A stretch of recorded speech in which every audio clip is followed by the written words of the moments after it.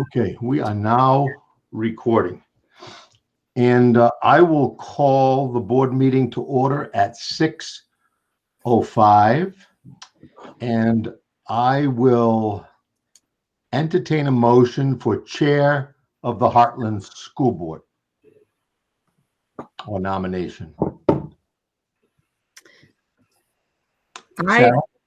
I would nominate Nicole Buck as chair of the Heartland School Board. Or president. Or president, whatever she wants. Whatever she wants to call herself. Queen. Okay, so I have a nomination for Nicole Buck. Do I hear a second? I can second. It's Beth. Colleen, we'll give it to Beth. What the heck? All right, do I hear any other nominations for chair of the Heartland School Board? Hearing none, I'll declare nominations closed. All those in favor of Nicole Buck as chair of the Heartland School Board for this coming year signify by saying aye. Aye. Anyone opposed? Say nay. Any abstentions? All right, Nikki, you've got it from here. Welcome aboard. Congratulations. Thank you, Nikki. I'm printing the agenda right now, so you're welcome. And it looks like from my computer, you guys know I can't see video because I think John is taking up the bandwidth with the select board meeting. So, so you guys know, in case you raise your hand, I can't see you. Okay, so we need to move on to what? Yeah, if you can see me, that's great. Okay. It's telling me the video is paused due to problems with your network. Okay, so I'll take nominations for the vice chairperson. Does anyone know who we currently have? I think it was Sarah, and I will nominate her again. Second. Do we have a second? Okay, Colleen second. Colleen. Okay, do we have any other nominations for vice chairperson? Okay, with that, we're going to vote. So all those in favor of Sarah as for vice chairperson, please signify by saying aye. Aye. Aye. Okay, Sarah, you are the vice chairperson. Moving on, we'll do, what was that? I said that was unanimous. Oh, yeah. Nomination and election for the clerk of the board. I believe it was Beth. I don't know if Beth wants a break. I think it was Beth. I nominate Beth. I'll second that. Okay, we'll go Colleen and Scott for a second. Are there any other nominations for clerk of the board? Okay, hearing none, we'll vote. All those in favor of electing Beth, the clerk of the board, please say aye. Aye. Aye. Aye. All those opposed? Abstentions? Okay, Beth, your clerk. And hopefully Wendy will be here a lot. Thank you, Wendy. So now we're on to signer of the manifest, which is currently Scott. So do we have any nominations for signer of the manifests? Yeah. I would nominate Sarah. I would nominate Scott. We have a second for Scott. Okay. Hey, so thank you. Nomination from Sarah, second from Beth. Are there any other nominations for signer of the manifest? Okay. So hearing none, we'll vote. All those in favor of electing Scott for the signer of the manifest, please say aye. Aye. Aye. All those opposed? Abstentions? Okay, Scott, you get to keep signing paperwork. And you know that I think I'm your backup by default. Oh, thank you. Yeah, so, and I also, I think, sadly, I live the closest. So if you need backup, let me know. Okay, so now, what was that? I'm going to be gone the next 2 months. You're scaring me now. Okay. I don't believe him. So we need representatives, nomination and representatives to the SU Bargaining Council. Right now, that is Scott. Oh, that's what that is. Yeah, yeah, negotiations. Do we have any nominations for the Bargaining Council? I would love to nominate Scott if he wants to do it again. Second. Scott, okay. Okay, So- thank you. I appreciate that. He's having fun. So do we. We appreciate it. Yeah. I really do. Okay, so any further nominations? Okay, hearing none. All those in favor of nominating Scott to the SU Bargaining Council, otherwise known as the Negotiations Committee, please signify by saying aye. Aye. Okay, all those opposed? Abstentions? Scott's unanimous. Okay, so now we need 3 representatives to the SU board. I believe the chair is by default one of them, Yeah, that's automatic. Yep. but I probably need to be nominated, or no? Do we need 2 more? I think you should throw all 3 names in. Okay, I like doing it unless somebody wants to have a churn. Who is it? Colleen right now, Nikki, and who's and Scott? And Scott. Scott. Scott, how are you feeling? Are you willing to continue? Sure, I'm willing, but I also think it's really valuable. It's too bad we couldn't kind of rotate it. Actually, I've often wished that the whole Heartland board could see that in the course of a year. Yep. I'd be glad to give up my spot if somebody's wanting to sit in. Of course, these new voting members. I like doing it. Anybody can go to the meeting. I mean, yeah, and we've got a couple this next month. Next Monday is a very important meeting, and actually June will be very important too. So I generally invite everybody, but these would be your voting members. I mean, I would say that just given everything that I've got going on right now, I would love to have you all continue. I don't know if Beth feels the same way. It sounds like maybe Beth feels the same way. But we'll certainly try to make the important meetings coming up so that we're all on the same page. Okay, I can do that. So So I would nominate Scott, Nikki, and Colleen to the SU board. And I would have to second that because no one else is. Are there any further nominations? Okay, all those in favor of nominating Scott, Colleen, and myself to the SU board, please say aye.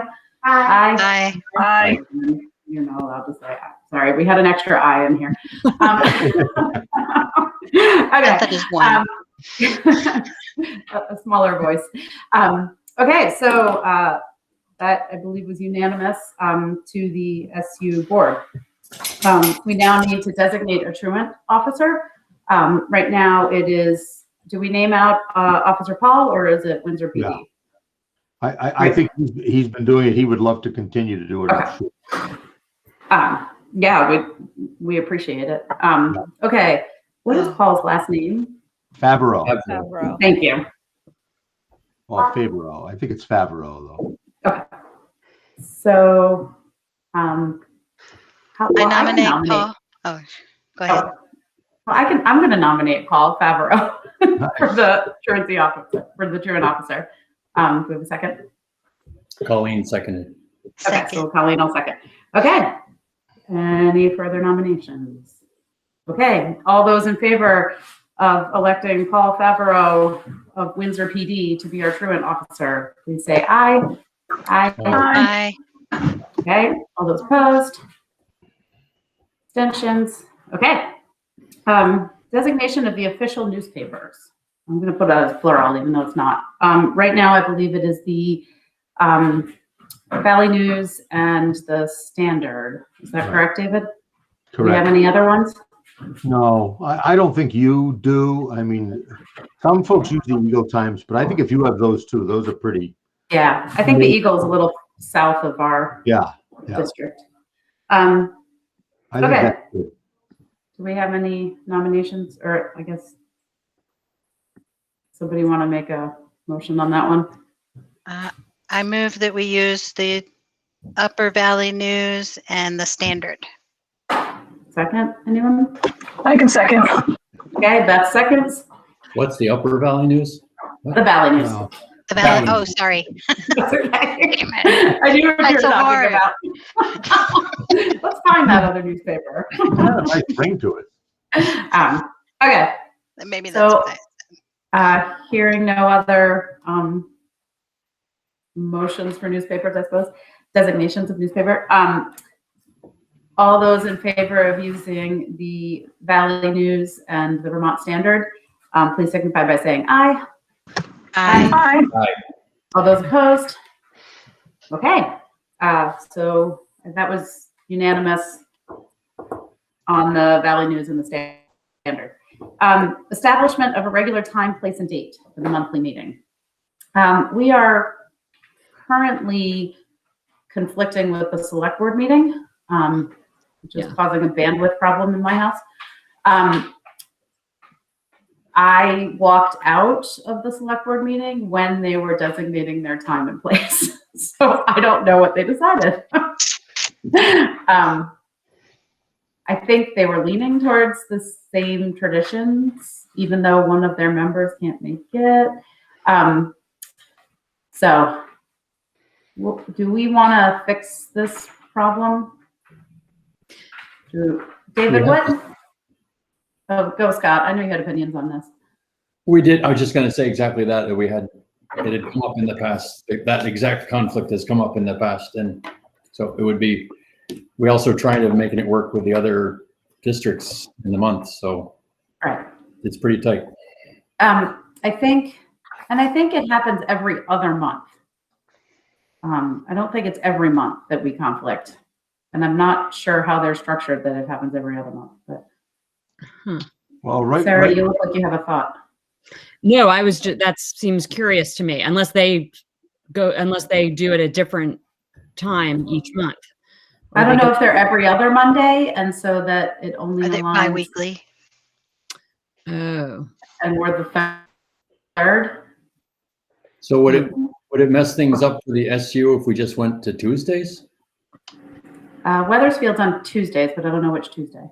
Oh, So Nikki, tell me again, when is the town select board meeting?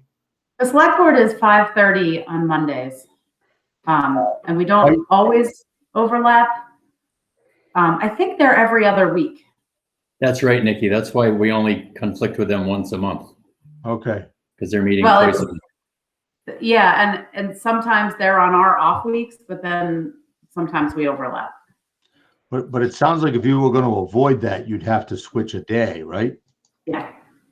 Yeah. well, couldn't we do could we do a different Monday that doesn't, that's one of the off ones for them? I think because it's every other week, Yeah, then It you would- hit It's always Right. line up at some point. Interesting. Oh, because they just run along every other week. I think. Yeah. Sorry. I know that I've got kids talking in here. Morgan, I need you to go downstairs. because right now the second Monday is available. The second Monday is available. Right. Is that what we're doing Third. now? You know what? I'm on the internet. Let's go to the select board calendar.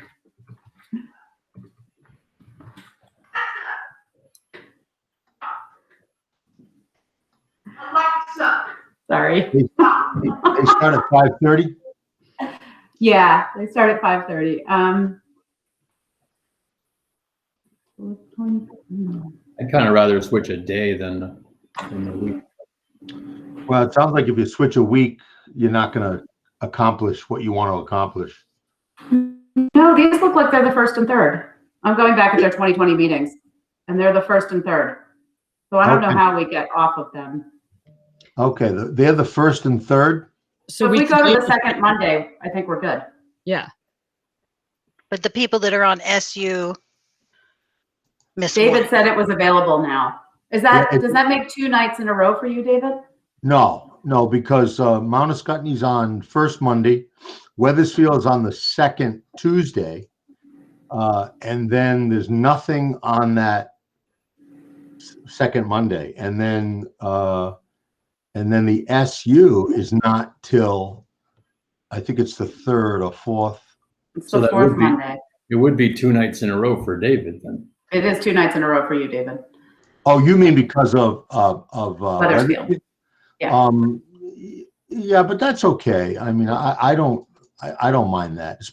I mean, I'm saying that now because we're virtual, but and maybe we'll stay that way a little while longer. But yeah, but I wouldn't worry about that. I can figure that out. And then So you what- get a week off. Yeah, then there's a week with Kind nothing. of nice. So, Yeah. I'm going to admit that I would appreciate having a week off between Heartland and the SU board. SU. Yeah. SU. It ends up being stressful on my family. The problem I have is every second Monday is important on the farm. Once a month. Is what? It's Oh, important. It's a Yeah, farm day. It's an ongoing milk testing arrangement that I have. gotcha. No, okay. All right. So Okay. Tuesdays, 2 of my Tuesdays of the month are taken up with the library board of trustees and another regular thing that I have on the second and third Tuesdays are taken for me. Okay. And I'm doing Tuesdays too for a church board thing Okay. recently. I don't think that's going to be the whole year, but could be. Well, and the first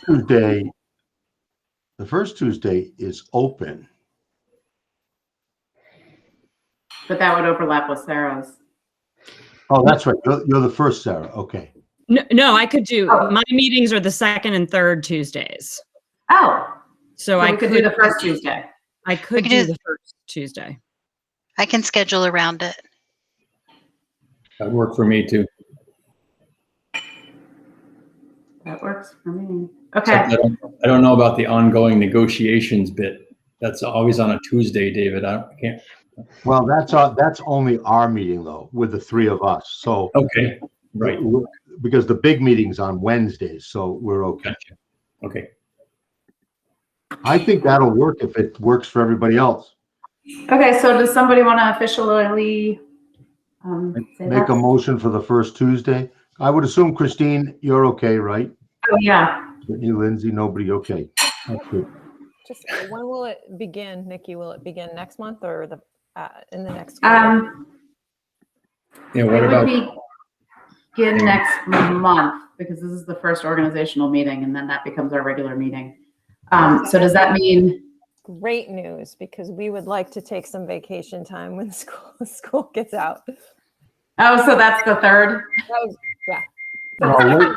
Second would be great. Okay, I'm glad that makes it better. Yeah, right Okay. now, it'll be on Tuesday, June 1st. The 8th, I thought. The Well, first. Oh, did you say the first Tuesday or the second Tuesday? The First first Tuesday. Tuesday. First Tuesday. Perfect. Okay, I move that we change the time or we set the designated time and date as the first Tuesday of the month, every month at 6 o'clock. okay. This time still works for everybody, right? Yep. Okay. Okay, we have a second for that. I'll second it. Okay, Scott? Are there any other times that people want to check out there? Yeah, I just wanted to put the call out to the other administrators here and otherwise important people like minute takers. Oh, yeah, thank you, Scott. Is it okay with everybody? Yeah, it's fine with me. I was looking at the other meeting schedules, so I was checking. I think Awesome. we're okay. Yeah, speak up if it isn't okay. So So hearing no other nominations for times, vote to establish the regular, oh, we need to have a place. I think I heard a bit of the select board conversation on this. At some point, we're going to be back to in-person meetings, but we're not yet, right? Right. So do we want to just designate that it'll be at the school once we get out of Zoom meetings? Or I wonder if we don't want to vote on it when the time comes, okay. Okay. and, So and we'll maybe say, talk about it some, because I'm hoping we end up with a hybrid or yes, with a Zoom option when we, yes. so I would say until further notice, Zoom until further notice. Or Google Meet until further notice. Yeah. Okay, fine. Yeah. Technicalities. Yeah. Okay. Okay. So we're going to. I guess I need an official motion on that. Does anybody want to? I think Colleen's was your. I move what that you just- the designated location place for our meetings on the first Tuesday of the month, June, 6 p.m. be on Google Meet until further notice. Second. Anybody? Second. Okay. Okay. All those in favor of having our regular meeting on the first Tuesday of the month at 6 p.m. on Google Meets until further notice, please signify by saying aye. Aye. Aye. All those opposed? Abstentions? Okay, we did it. We reorganized. Congratulations, everybody. I feel reorganized. Okay, moving on. So we have changes and additions to the agenda. Does anybody have? What? I don't have any. I didn't know if Christine did. I do not. Okay. So we'll move on to the approval of the minutes from April 19th, 2021. Everybody get a chance to read them? We good? Okay, I'll take a motion. I motion to accept the minutes from Okay, Beth April motions. 21, I'll second. April 19th. 19, 2021. Okay. I heard a second. Was that Sarah? I'll second. Any discussion on the minutes?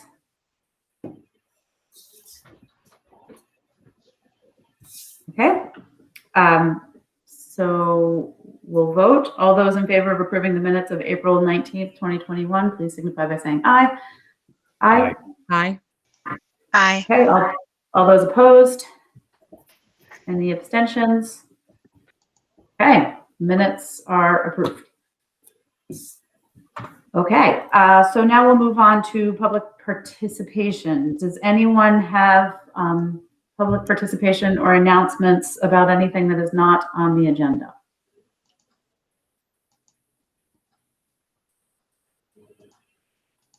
Okay, I'll assume that everybody is wants to listen in on parts of, or comment on parts of the agenda. So now we'll move on to the principal's report. And I saw that Christine prepared one for us. I haven't had a chance to look at it. Yeah, that's okay. I'm gonna present it. I'm gonna pull it up. All right.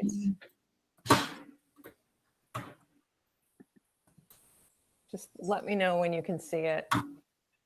You got your screen? Yep, can you see it? Yeah. Oops, no, I hit the wrong button, sorry. I meant to hit this one. All right, here it comes.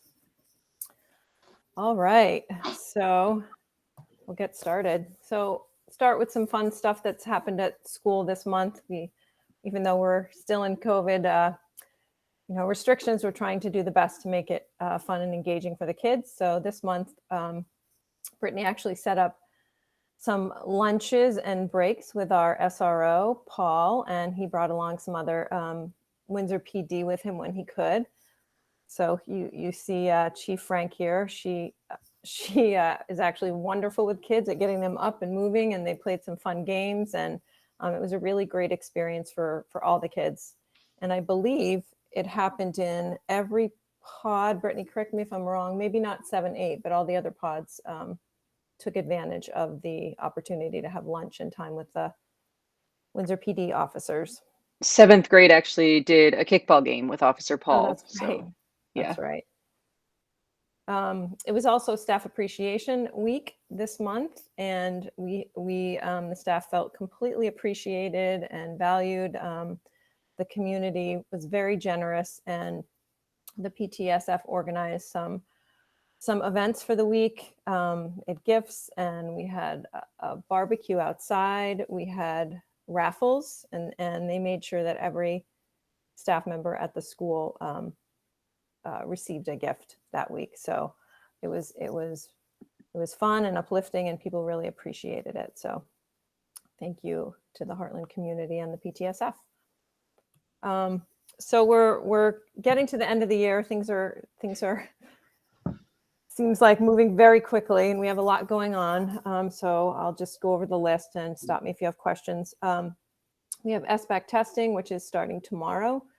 It will take place Tuesday, Wednesday, Thursday this week, and Friday will be a makeup day, and same schedule for next week. Donna Hatch, one of our special educators, stepped up to be our SBAC coordinator this year, as our interventionists, are in the classrooms teaching. So Donna, I don't think Donna knew what she was taking on, but she's done a great job organizing, accommodations and modifications and spacing and people to administer the test in small groups. And so we'll get started tomorrow.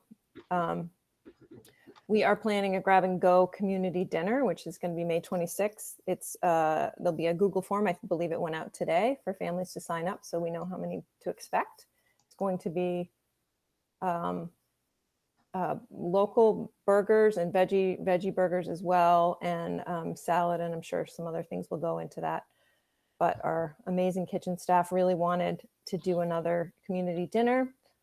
They wanted it to be outside. Unfortunately, we were told that couldn't happen yet, so we opted for the grab and go, which will be more fun than it was in January, because Brittany and I won't be freezing outside. The weather will be a little nicer.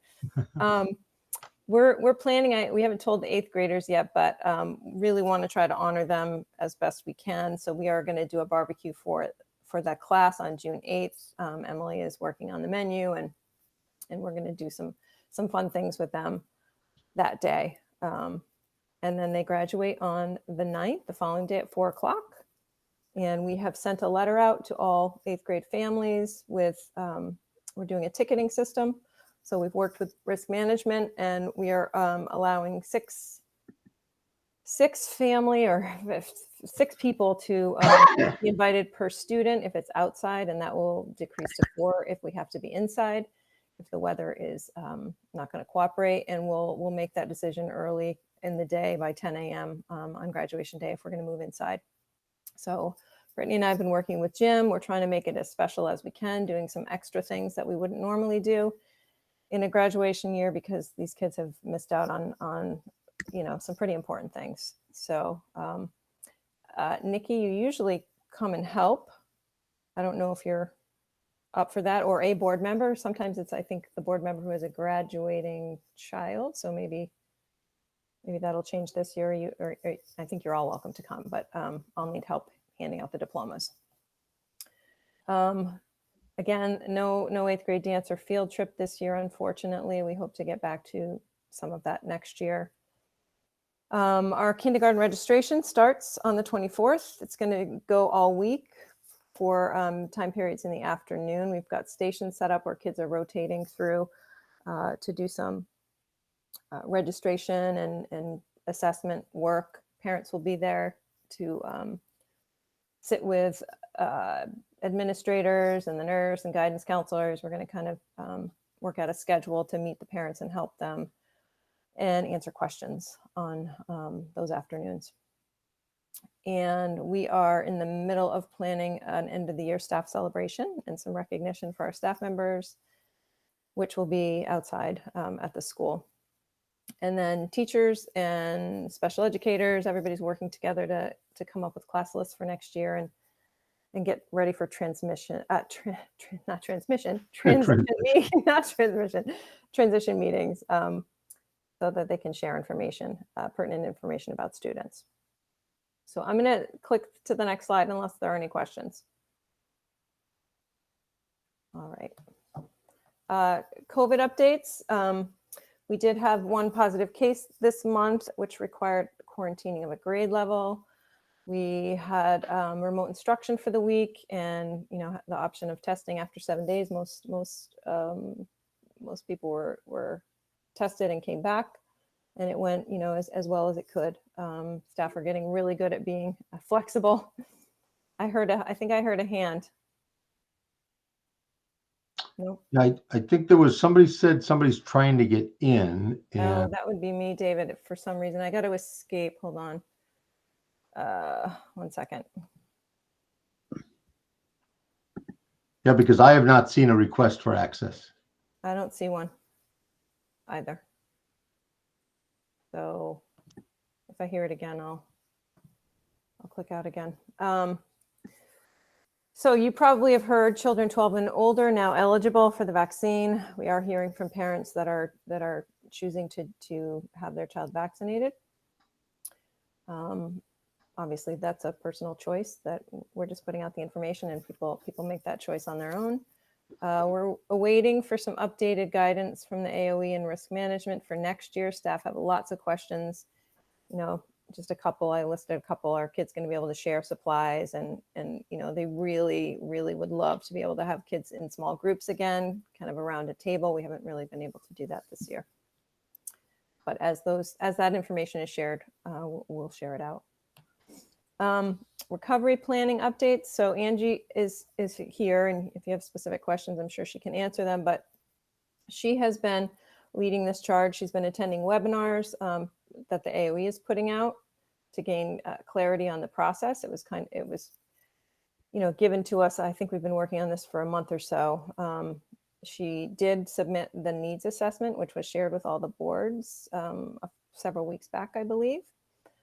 We have a recovery plan that is in draft form, and Angie and the administrative team will present the draft plan and the use of ESSER funds that are tied to the plan at the SU board meeting, which is next Monday, I believe, for feedback. But if you have any specific questions, I'm sure we can try to answer them.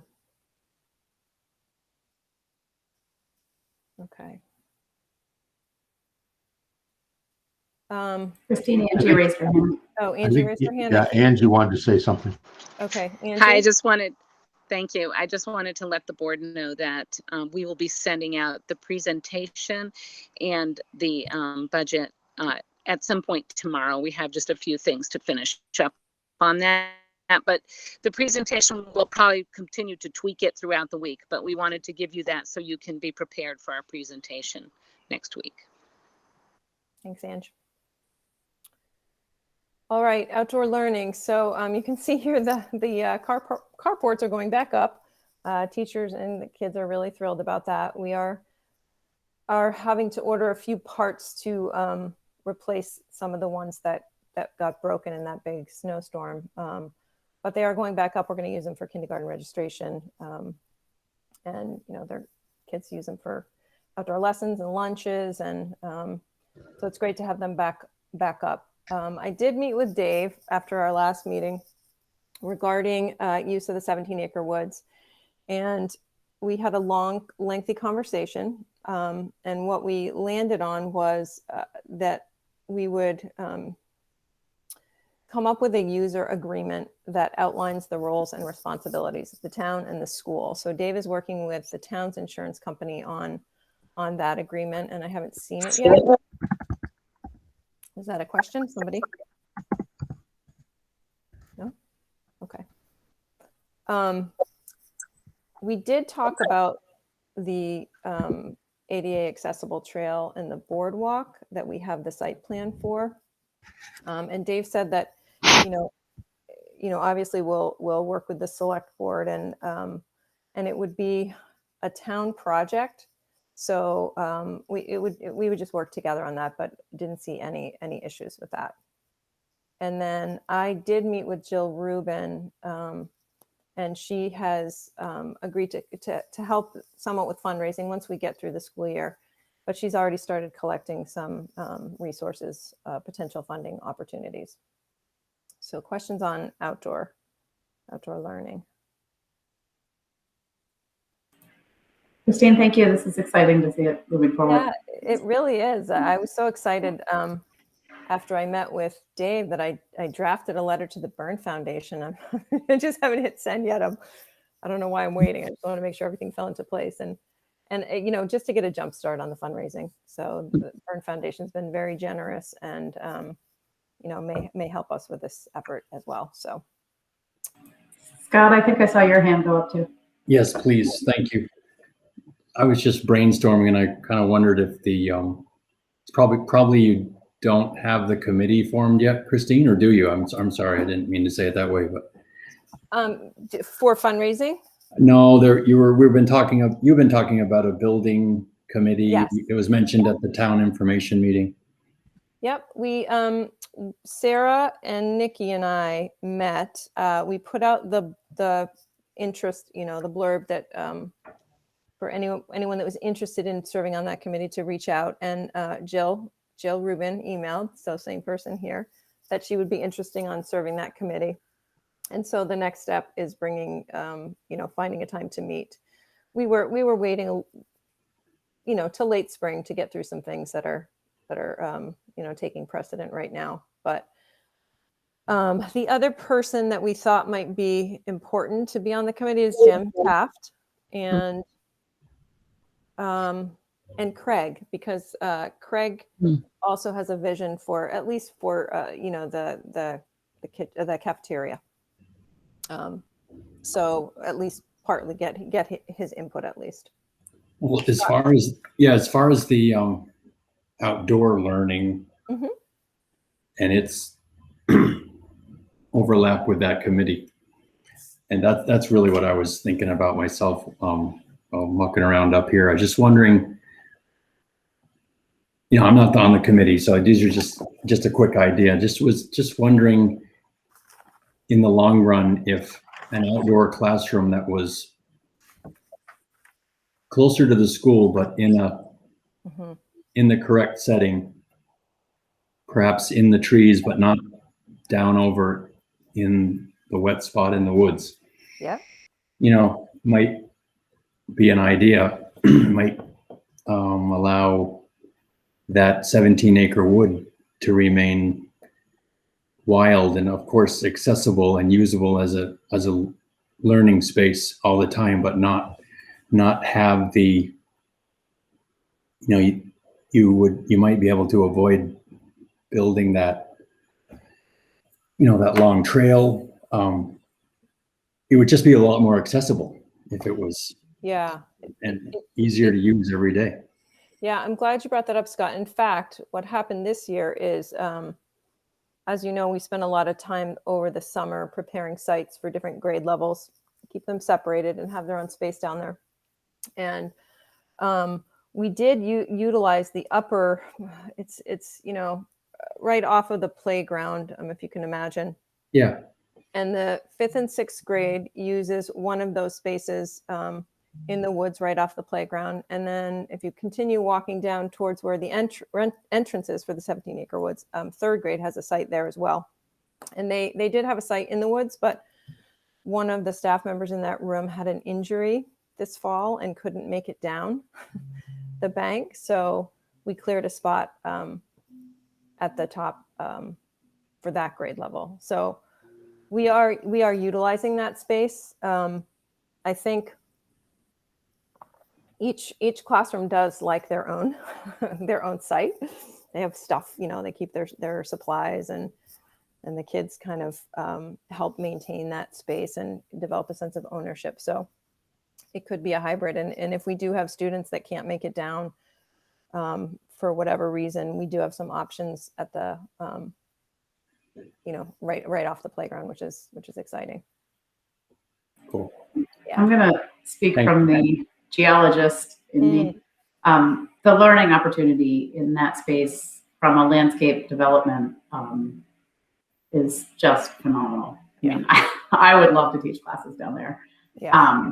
And so I feel like we can move kids up top, but just the variety of terrain down there and the stream networks and the wetlands and all of that is just phenomenal for learning. Absolutely. Well, my point is that that you, of course, continue to use that. So it's sort of like the keeping it wild. And I'm just imagining that outdoor classroom that's outside the Windsor School. And it's a nice structure, and if a pine tree fell on it, it'd be a bummer. Yeah, and Scott, just to clarify, we don't have plans to build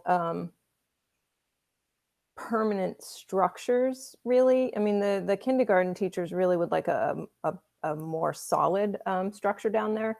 Right. But this is just to get this boardwalk and site plan is to help make those classrooms accessible. It's a really steep terrain. I'm sure you've seen it, to get down into the woods.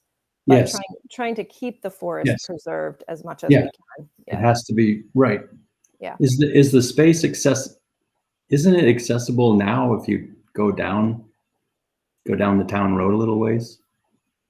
I think in there? if I can remember back, it was going to cost more money to go in from that direction because I think you crossed Oh. wetlands down there. I believe. I could be wrong. It's been All a right. while, but Yeah. we did look at that option. All right. But- Well, that's enough questions from me. I appreciate it. No, thank you. It is exciting. We're pretty excited, and teachers have taken advantage of the outdoor space more this year than they ever have, and they're excited by it because the kids are learning and engaged out there. So it's all good. Yeah, I think the trails too. I mean, I think right now it's a major erosion issue. It's like, it's not good. And so it's also like just pure like being responsible for the use of that property. Really, the trail should be going in as well because it is looking pretty eroded at this point. Okay. So Summer Academy updates, and Katie can chime in. I think she's still here. I'm here. Would you like to take this one, Katie? I can chime in. So letters are going out at the end of this week via email or snail mail to families that will have the paperwork to officially sign up, contact information, health forms, things like that. We have 96 total students attending, including 36 from Heartland. The number may fluctuate a little bit as people figure out their vacation plans, and we might be able to sneak a few more kids in. Staffing has impacted our ability to take too many more kids. Some classes are chock-a-block full. Others have a little bit of room. We just met last week to firm that up. It's also influenced our afternoon options. Our best laid plans were clearly not in line with COVID and hiring. We have some staff for the afternoon, between rec departments and other afternoon options. We don't have staffing, but we did come up with, on the plus side, as you know, at the beginning when we talked, HCRS wanted to join us, and they were giving us 6 staff to work with us in the mornings at our staffing rate to work with all students. And we're going to do the same for them in the afternoon so they can have more students come from not only our schools, but other places, all HCRS clients, but they're going to run their program. And I have at least the last count 6 as of today, staff members that can help them out. So they'll run their program from 12 to 3, Monday through Thursday. And it gives, if not, they were going to have to say no to kids. So I think it's not the volume of kids we wanted, but I have to say it's been really great to be able to do that. So, and even talk about next year with a couple other districts of how regionally we might want to do something and a bigger partnership with them. So that's where we're at. So if anybody needs more information, Patty Pomelo and Jenny Duranzo are coordinating, and they can reach out to them or they can reach out to me. So that's the latest and greatest. And they've done a phenomenal job. It's a lot to organize. And, big thanks to Katie and Angie as well for spearheading this. And, I was at a meeting Friday with some other principals, and I felt super proud because there are many districts that just can't pull a summer program together this year. So I think we're we're really working hard to make sure our kids have this opportunity. Joint effort. So hiring. Angie raised her hand. Sorry, Christine. That's okay. I've been Angie. Sorry about that.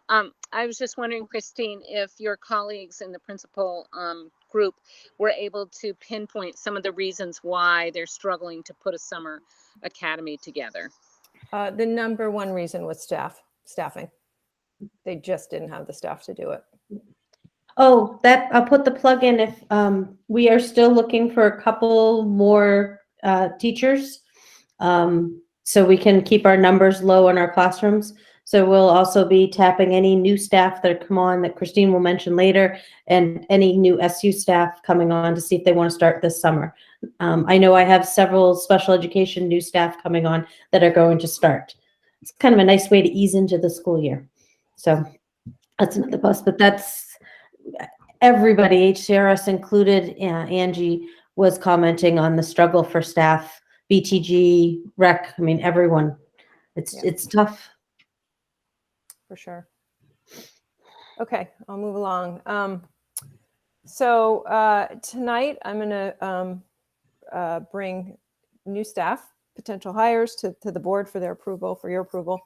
I'll start with the assistant principal, and she is in the meeting tonight. I can't see her because obviously I'm presenting, but her name is Lindsay Perkins, and she can wave. She's from Springfield. And Lindsay's been a classroom teacher, which is really important to the hiring committee and the staff. She has been a PLC leader, a mentor teacher, a leadership team member, and this is her first assistant principal role, and we are super, super excited that she's joining our team. So I think should I go through all of these and approve at the end? That's probably a good idea. Okay. I just want to say, Lindsay, thank you for coming to our meeting. I appreciate it. Thank you for having me. I look forward to meeting you in person. Absolutely. Thanks, Lindsay. I didn't want to put you on the spot, but I'm glad you got to Oh, say you're hi. fine. You go for it, Christine. It's totally fine. I'm good at that. That's great. No, we're really excited to have her, and I have to say, Brittany is organizing as I told you she would. Kind of the role of the assistant principal, linking documents. So it'll really help Lindsay take on the position. And she's coming Friday, right? The 21st to spend the day with us. So she'll get a sense of what school is like in Heartland. So 6th grade, we have offered the position to McKenna Wilkinson. She is coming to us from Connecticut. She has a Master of Education, a BA in Sociology, and she is enthusiastic and thrilled to become a Heartland, we call them family member. Oh my goodness, Regan, I think I spelled it wrong. It's Regan Thomas. Oops, let me go back. I'll fix that. Oh, yeah, I skipped middle level. Sorry. Middle level, we just secured a woman named Erin Sturtz. She's coming from Washington State, so a big move. And she, her undergrad work was at UNH. She has a BS in environmental conservation, a Master of Science for Teachers in Environmental Science. She actually has 2 master's degrees and some good experience under her belt. We think she's going to be a dynamic science teacher on the middle level team. They're all very excited to have her join. I think I spelled Regan Thomas. She will be our title funded interventionist. She also has a Bachelor of Science from UNH and some experience as an interventionist in the Newport School District. So she'll be working with the 2, 3, 4, 2nd through 4th grade pod. Katie and I finished hiring the transitional K position. That's an SU position, so we don't need approval tonight, but I just wanted you to share that person has been hired. Her name is Meg O'Brien, and she also has experience.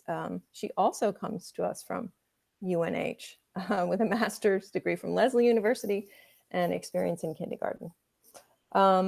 Katie will update special ed staff I believe, at the SU board meeting next week. And the only position left to hire for Heartland at this point is regular. We have one regular education support staff member to be hired, and that position is posted.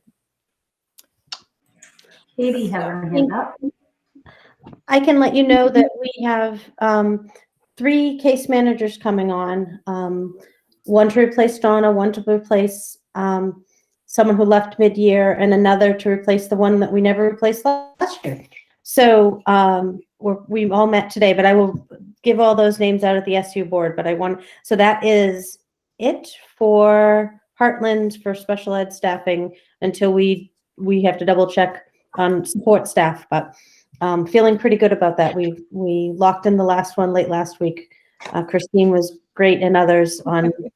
It's been a hiring frenzy. Yeah. So, but we Christine, yes. This is David. Do you, maybe it's coming up later on, but I know we sort of skipped over the transitional K, but I know a lot of folks have been working hard on that. Does everybody understand what that is, or Christina, or yeah, Katie? we can talk about it. I don't think I put it in. Yeah, because we've talked about it a little bit in the past, but yeah, and Katie can chime in because it was came out of Katie's pre-K needs or things that the pre-K staff were noticing about the needs of kids. And so it is an SU-wide program that will be housed at Heartland Elementary School. We're going to have a cap of students, total number of students at 15. And it's really a program for kids that have spent some time in pre-K and they may be not quite ready for kindergarten. So they may need an extra year to work on social emotional skills and early literacy and math skills. And so at the end of that transitional K year, the staff and families will determine whether that student goes to kindergarten the following year or is ready for first grade, has made some significant gains over the course of the year. Katie, do you want to add anything? Oh, I think you nailed it. It was an outgrowth of families feeling nervous about going. They're 5-year-olds. They wanted them to stay in pre-K, but wanted a longer day. And so it came out of that outgrowth, plus looking at our recovery plan and the needs around quality pre-K that we've had a lot, just COVID. It was difficult for folks. A lot of students didn't have the opportunities that they normally would. So it was kind of a brainstorming idea one day that took shape. And we're fortunate the new principal at Wethersfield also has TK experience where he's at. So we'll tap that and see what happens. Many schools eventually develop having a TK in every building. We may find that. So, and we're lucky this year, Heartland had space to be able to do this. And Christine was phenomenal helping find just the right fit for the position for the teacher. We'll have one teacher and one support staff member supporting that classroom. Yep. And we'll provide transportation from the home building, so the student will get to the home building via the regular bus route, and then there'll be an additional piece of transportation to that site.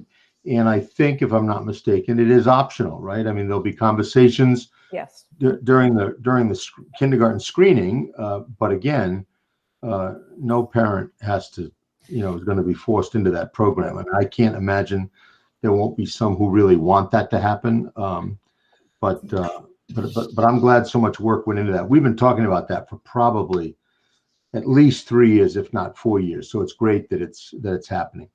Yeah, and just a shout out to all the kindergarten teachers, the pre-K teachers, speech OT. We've been meeting and we've been working together to come up with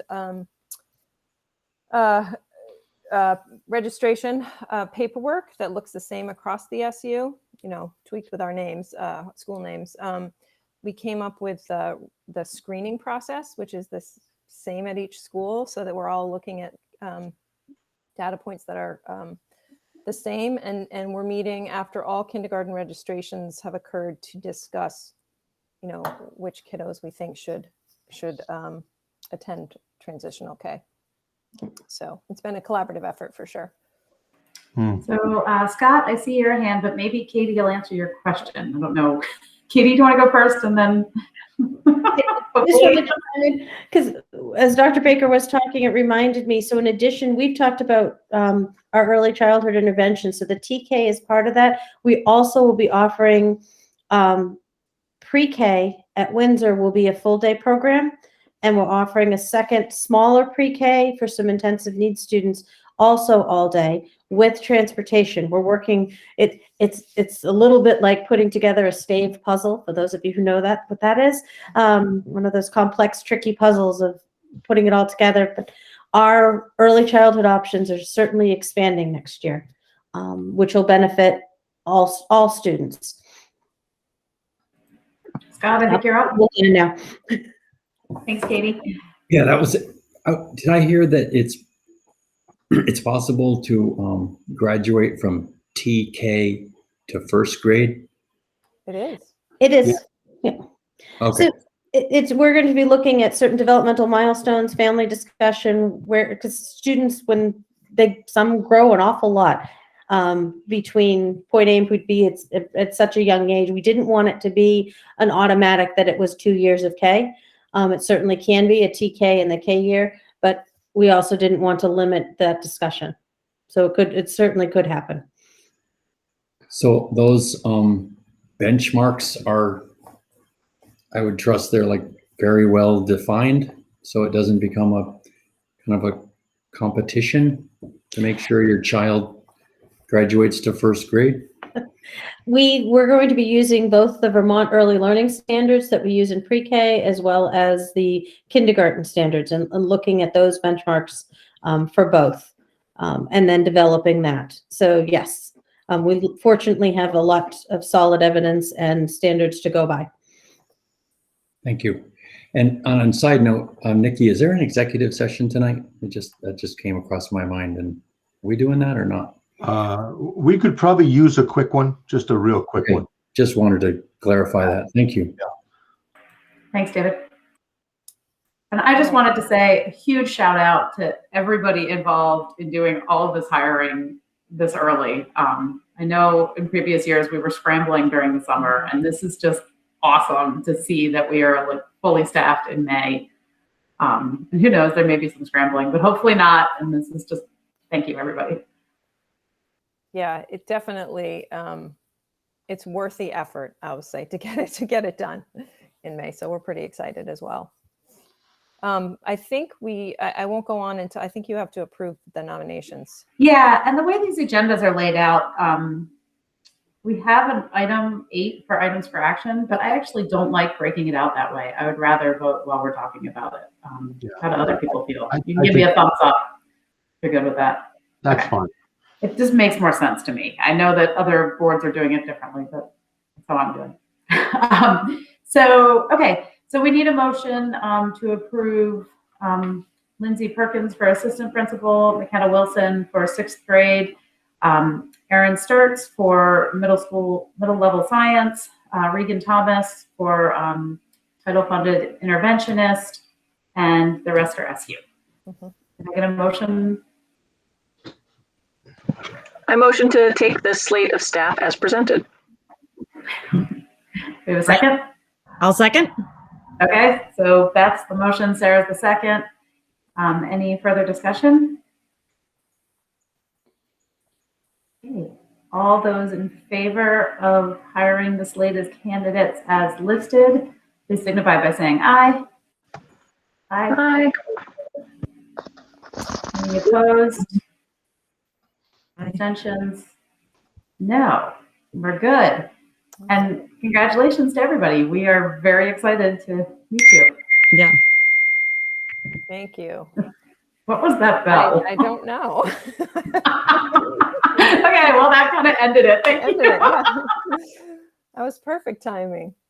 Okay, I'm going to go on. We've got a couple more slides. So I shared this with you last month. The restructuring committee, which is another SU-wide committee, has been meeting for, we started about 2 months ago, I think, to look at to look at how we wanted to preserve some of the things that we learned from COVID, from this experience of teaching through COVID, that were positive and were helped kids learn. So these were the items that came out of those discussions. And I won't read through all of them because I think I did last month, but we took those positive takeaways and tried to embed them into next year's schedule. The SU board has seen this. This is a general proposed daily schedule for all schools in the SU. I will say high school might look a little different. I think the times, the start and end times will be the same, but what's in the schedule will look a little bit different. And based on your school and your resources, it fluctuates, but the general guiding principles of the proposed school day for next year will be that arrival time of 7:50 to 8, which is the same as it is this year, and actually is the same as it has been at Heartland for quite some time since I've been there. 8 o'clock to 8:30, rough time for morning meeting or advisory for the middle level kids and teachers. And then what we did was we established 3 larger core blocks intentionally so that staff can work together when it makes sense to integrate curriculum and work, towards that more interdisciplinary approach. So if you can think of middle school, the math teacher and the science teacher share, one core so that they can do some integration, they can co-teach, they can plan a unit together and deliver it separately, but they have those options. And the same with ELA and social studies. Obviously it's a little bit easier in the elementary grade levels because people are less compartmentalized. So it makes that work easier to schedule. There's more flexibility. Then there's a block in the day and not everybody matches these times, but they'll have a recess and a lunch. And then the third core. And then we're hoping to start dismissal at 2:05. We think we can do it in 10 minutes. We've been doing it this year in 10 minutes, which is about 25 to 30 minutes earlier than in years past. And what that does is it allows, with our new united workday schedule or centralized workday schedule, it gives staff an hour at the end of the day where they're still contracted from 2:15 to 3:15 to work in professional learning communities, to work together, to collaborate, to work on professional development, to work on all of the initiatives and the ongoing work that's in our strategic plan that they need time to work on. And so that is the proposal. We know that we're going to be in Heartland, depending on our rec, to provide some after school care for kids a little earlier in the day. We're still talking in other communities about how to provide some, after school support if needed, how that looks, because it's really important that we have our staff together for that hour block as much as possible in the afternoon if we're going to move this work forward. And so my big belief is that, and there are studies out there, when you give teachers collaboration time to do this work, it has a positive impact on student achievement. So that's the proposal. And then I've got one more slide, which is just, this is a draft of the breakdown of what teachers would be doing during that time. It is not final at all. In fact, we spent several hours today working on, not this document, but one that we'll share next week at the SU board meeting, that really outlines what work needs to be done, who needs to be doing it, and when it's going to be done, and the purpose for doing it. So with that, I'm going to actually stop presenting so I can see you, and I'll take questions. And David, feel free to chime in. Or no, that's fine. What I do want to do is I really want to thank the task force that worked so hard on that schedule. I mean, Christine is not fooling around when she says 2 months. We were at that for 2 months. There were a lot of parameters, a lot of things to look at, and a lot of things that we wanted to have consistent as much as possible across the SU, understanding those fundamental needs in each of the individual communities. But Christine, again, I don't want to embarrass her, but she took some leadership in that. She put forward some of the templates that we digested and reacted to. But I think in the end, and correct me if I'm wrong, I think we're gonna do a presentation of that at the SU board meeting too, right, Christine? Yeah, it all ties together as part of Yeah. our Yeah, it's part of the recovery. recovery, our strategic plan. There's beautiful alignment with Right.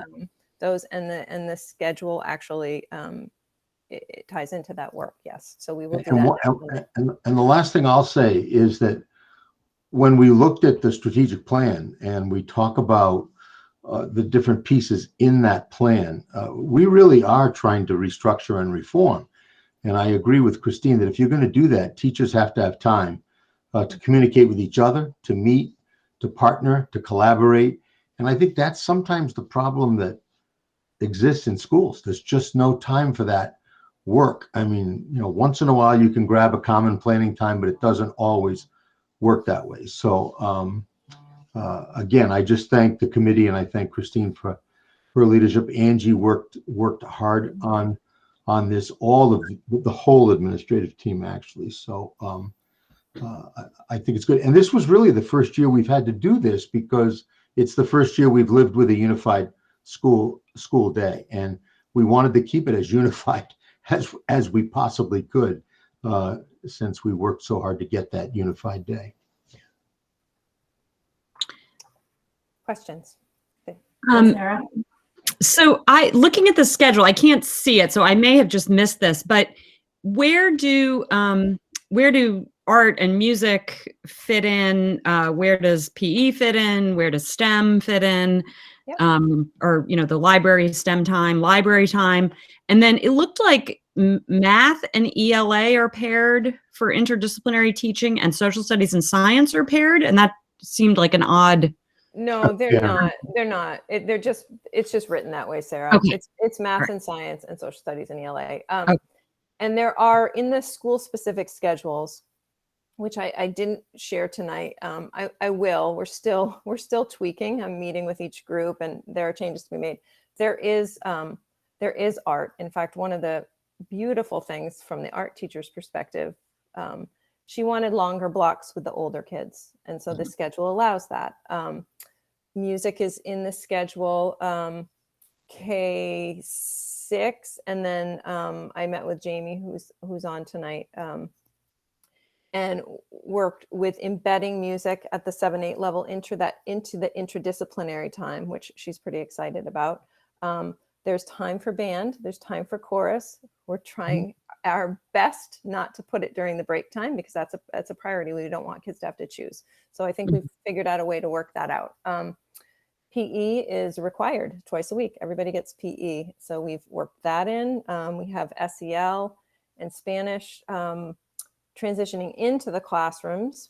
The specials where it makes sense for the teacher to transition into the room is what we did. It doesn't necessarily make sense for art because she's, I mean, you should see Anne with her big cart pushing it, PE, it doesn't make sense. And music, you can do music in the classroom, but sometimes that doesn't make sense either. So there's flexibility. But yes, those are back in the schedule. I will tell you, Tina who stepped up and taught 3rd grade this year and has done a wonderful job. She's really excited to go back to library media specialist / STEAM. She's, yes, the kids will have time in the library. She's going to lead the interdisciplinary work with staff, and it really makes sense because we've worked her schedule so she has time to meet with the pod, so she knows what they're teaching. She's going to help them integrate. She's going to bring STEAM into the classroom. And co-teach with them. So it's not it's not teachers sending kids to the library for STEAM. It's a true collaboration and co-teaching model, which she is excited about. The teachers are excited about. I am very excited about because I see it in little pieces, happening already. So it is all in there. There, the day's a little bit shorter, so there is a little bit of give and take. We're still planning to have algebra So, the kids that want to take algebra and, do what they need to do to take that course. So we are keeping 8th grade math at the same time across the SU, so kids can take part in that. There is some reduction in Spanish time for middle level kids to fit everything in. And I've been working with Jess. She really is passionate about, oh gosh, she has a name for it. It's for those kids that really are passionate about Spanish and giving them the time to push forward in Spanish if they want to. They all take it, but then those kids that really want to take it have some time to excel. Yep. So it's a lot of moving parts, and I'm happy to kind of go over it with you piece by piece. It's just not quite. We're still tweaking it. So, yeah. How will the library space be used? I'm just trying to envision sort of what will kids be able to go in and take out books still, and how will that happen? Yes, that is scheduled in. Kids get to go and take out books from the library, and they are dying to do that. They haven't done that this year, right? Yeah. Tina is amazing and wonderful and so organized. I mean, when we started the schedule, she said, "Can I meet with you? Can I meet with you? We need this. We need this. We need this." And so we've worked through it. Right. Yeah. So it definitely library is back in there. So thank you. Yeah. Any other questions? I guess it's not really a question. It's a concern. And I don't think that we're going to solve it tonight. I guess I want to know how much we've coordinated with the rec center at this point, and what their thoughts are.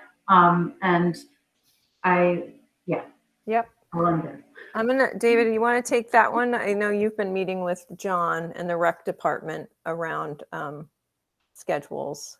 Well, and again, it's a work in progress. Yeah. And part of what we're working on in all three districts is is sort of the after school parts of these programs. I mean, the good news in all three communities, or in all three districts, is that, organizations, have stepped up. In Mount Scottney and in Heartland, it has traditionally been the rec centers, and in Mount Scottney, because there are so many kids. In addition, it's also been this group called Bridging the Gap, BTG. And then in Wethersfield, they've always had a private program, essentially, called Pause, which was, very similar to BTG, where kids had those opportunities. So anyhow, to make a long story short, all of that's what's in the works right now. And I have talked with John, and he understands, he knows that it's going to be just a little bit earlier than it was in the past, because there were always a group of kids that went over there. And he certainly has not told me that he can't accommodate that. I think once Christine gets her schedule absolutely complete, then we really need to sit down with him and see what that looks like. But then we've got other pieces that we have to think about too, like sports programming. I mean, I would imagine, we did this pilot this spring around an SU-wide sports program, but usually in the fall and in the winter with soccer and basketball, most of the districts have enough kids to run those programs, so we may not need to do it SU-wide. But again, you've got to fit the time in, especially if it's a staff member who's coaching. This probably comes up more at the high school level, but I think Christine probably explained it best. It's a work in progress, and I would think by our next meeting in June, we'll be able to nail those things down and be able to report back to you. And by the way, Heartland, those of you who have been on the board for a longer period of time, we have, much like the other districts, we have always struggled with after-school programming. It has been such a variety of, at the school, not at the school, at the rec center, not at the rec center, outside, inside, paid staff, not paid staff, rec center only staff. So I just think it'll be nice to get, to nail it down and to just see how it goes this year and work through that. But John's been in the loop. We meet, matter of fact, thanks to Brittany, all the rec centers and athletic directors. I mean, we've been meeting bi-weekly, every other week. So that's and Brittany sort of has chaired that group, but I go to all those meetings, so they're well aware of what's happening in the fall. Thank you. That's great to hear, because I know that that's so important for so many of our families, especially just making the day a half hour shorter. I know people are freaking out. And I guess one of my other things that I don't think, and you've heard this before, is I know that the rec center struggles with some behavioral issues and the transition of kids that have a lot of supports in schools, but then they get turned out to the rec center without as much support. And I don't think we can solve that tonight, but I do think that that's something that we need to continue to work on and find some way that we can support them. Yeah, that's been an ongoing conversation. And Katie, you have not been a part of that, but it does come up every year. You want kids to have access to those programs, right? You want to be able to make that happen. And I know that there's always that debate about where does the schoolhouse door end and where does after school programming begin. But I think we can continue to have that conversation as we move along. John's been great, even with this SU sports program. I mean, John has been incredibly cooperative, and he's handling the baseball program there. I think they had over 25 kids. They've got 2 teams. It's not really an A and a B team. They just mixed the kids up randomly, and they've been playing games. And 3 teams? Yeah. So, I mean, I got hats off to John. He and it's funny because we'll be on these meetings and it'll get to be 1:30 and he'll say, I just have to go downstairs for a minute because all the kids are getting out of school, right? So they're flooding the rec center at that point. But he's a great guy. He has a lot of patience. He's got Jenna who works with him, who, by the way, is getting married. I don't know if everybody knew that, but that's pretty exciting. And they're a great team, and they've been great partners with us. So we definitely have to keep them in the loop. All right, that's the end of my report. Okay, and Beth, you have your hand raised. Yeah, it's just, I know my kids go to the rec quite a bit, and it's been great. They've been doing some other enrichment programs that have kind of been interwoven with the rec, finding our stride and things like that. So, if there's any other enrichment activities, to be able to intertwine with, that free play kind of rec experience, has just been a real benefit also through COVID. And I was just thinking too, John might be a really great person to also have on the facilities and buildings and stuff, because I'm sure he has things to say about fields and whatnot that he has to use. Yeah, and space. Yeah. Stairs. Yeah. Stairs. Stairs. Yes, lots of issues with stairs. Not that we've heard any of these issues. No, but it's worth anything. I think he just has a totally different perspective. He uses the facility very different than any of us here. Yeah, and we do have some crumbling athletic and athletic access infrastructure right now. Yeah. I see Brittany's hand is up, but I just wanted to ask quickly, right now, if a student wants to go to the rec center after school hours, right? I mean, some kids, they walk? I mean, is there a bus that drops the little ones off there, or how does that work? It's a bus, David, from the school. Oh, okay, good. Yeah. That's perfect. So the bus, good.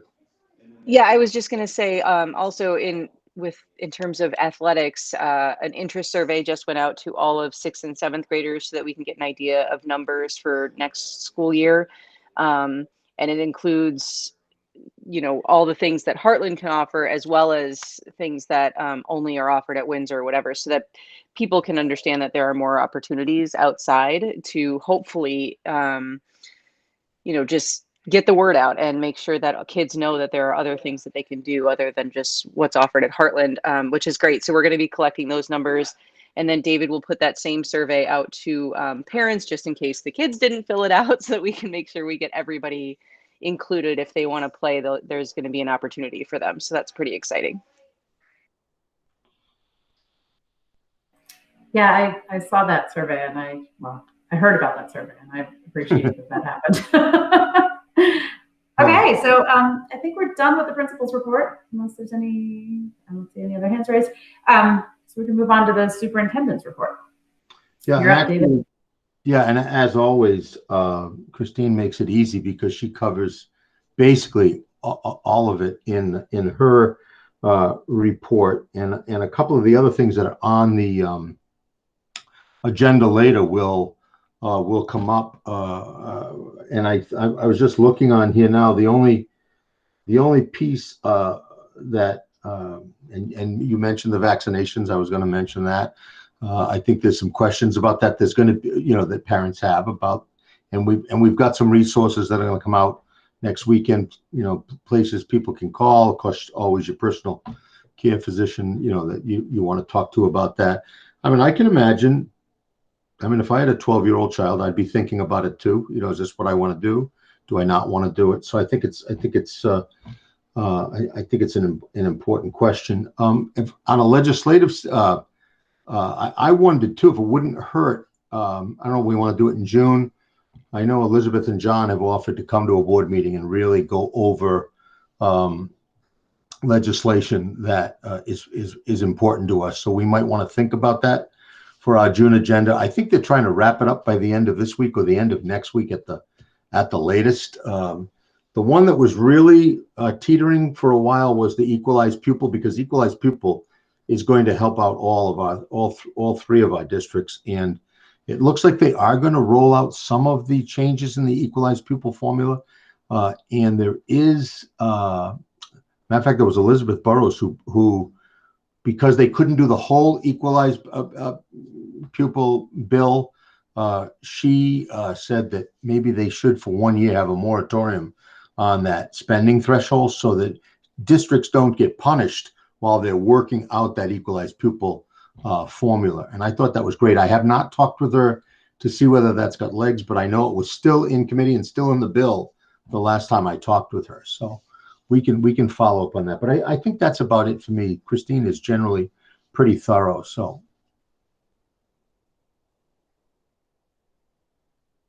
Yeah, I'm going to give Elizabeth credit in this meeting. She texted me about it last week, and I'd be pretty excited if she can keep it going. Yeah. And she'd be nice to not have to deal with the excess spending threshold. Right. Well, that kind of segues us nicely, unless there's anybody who has anything for David. Yeah, and I also and I noticed we did the COVID updates. I was just going to say with negotiations, we probably should wait till we go into executive session to do negotiations. I will say Scott continues to be a good player on that team, but we can talk later on. The only thing I was just going to say is our school budget vote. I hadn't heard any public assessment or recollection of that. Yeah. That is a segue to the next conversation. Okay. Okay. Thank you. I will just chime in that the universal school meals bill is still moving forward in the state.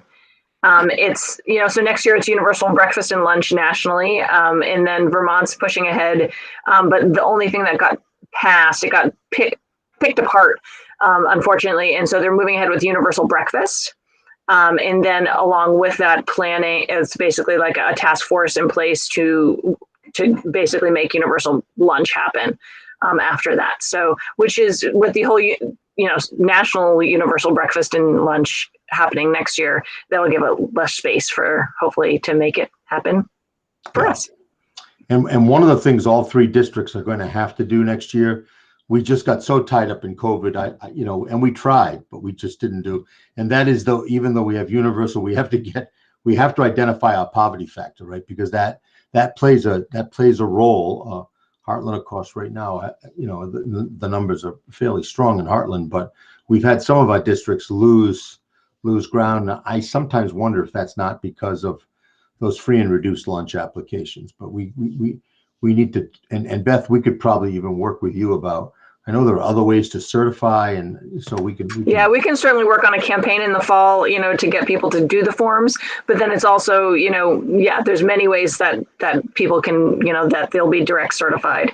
And so, I mean, foster, if you're on SNAP, if you're whatever, you're automatically certified. But then it's also just making sure the staff that might be working with families that are in this situation are kind of putting that free and reduced meal application in front of them to have it done along with the others as well.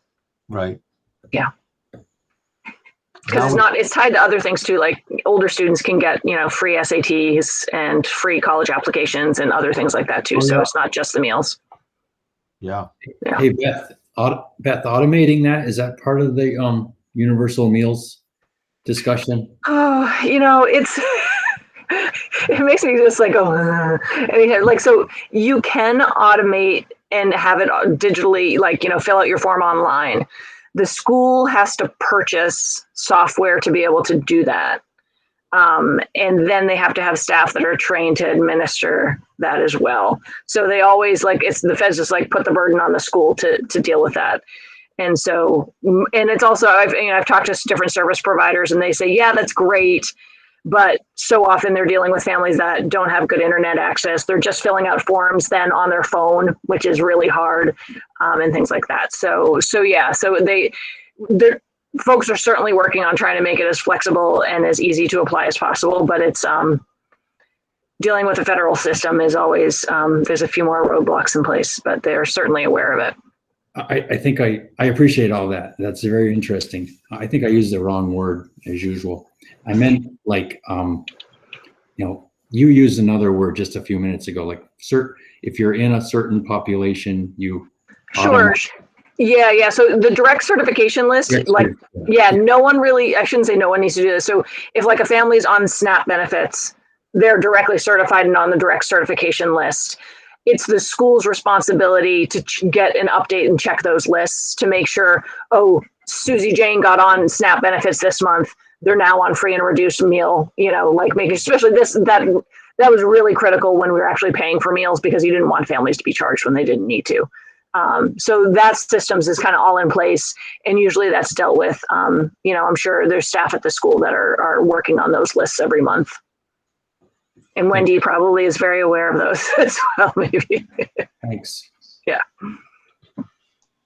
I was just wondering, and the answer is probably no, but are there other resources community resources outside the school that have access to these forms that could, kind of try to get them out to families? Yeah. Anyone anyone can push this form. Anyone can be the form pusher, but they have to fill it out. So if a family if you want to sit with a family and they give you their information and you fill it out for them, you can do that, but they just have to give permission because it is financial information, that they're giving across. But certainly, there's no reason why, the counseling staff at school shouldn't have a few in their drawer to hand out if need be. But then certainly, other folks that are working outside of the periphery of the school, in the after school programs that may not associated and things like that. Absolutely.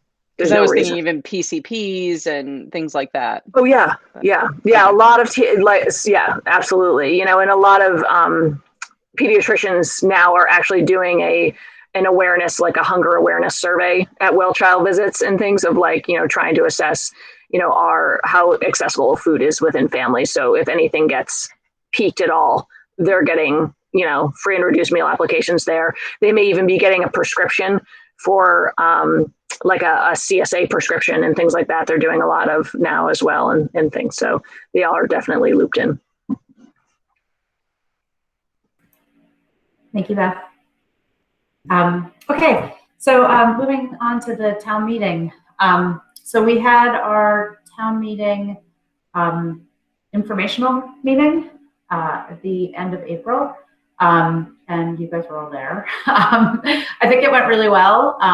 It was a nice format given the situation. We had more attendance than we normally did, which was nice, although town meeting had substantially less attendance than normal. As far as results, Beth and Colleen handily won re-election. Our main school article, which was our budget, didn't pass as well as it did in previous years. And so that's just something to keep. I mean, it passed by plenty of margin, but to me, that was like, okay, we need to understand what our issues are. And that could be a reflection of the format change too, and more people listening to stuff about school. I don't think it's, well, and maybe people watched the presentation afterwards. So yeah. Right, there weren't only like that many people on. Between 35 and 40 people listening to it. I got a couple of people positive feedback on that format. I really loved it. Yes, I did too. Christine, you had something. Yeah, gosh, full disclosure, my computer died today in the middle of an important meeting, and Larry hooked me up, and I can't see myself in the meeting. When I click hand raise, I don't hear it go up, so I didn't even know if it was up. So I guess it went up. I was curious, Nikki. It seemed to me, I was trying to recall how many people usually vote on the school budget, and it seemed like there were a lot more votes cast this year in this format, but maybe I'm mistaken on that. I think it was pretty normal, but maybe, I don't know. I didn't compare numbers, so I can't give a very direct answer. I will say that I had feedback. I had a lot of people stop me in Jester's comment or emails that they were really surprised by our free and reduced lunch count. So for people that maybe hadn't tuned in the last year or two. So they were really surprised by our free and reduced lunch count and surprised that we had such hidden poverty in town. And I think a lot of people really view it as hidden. And that caused me to get curious and look at data.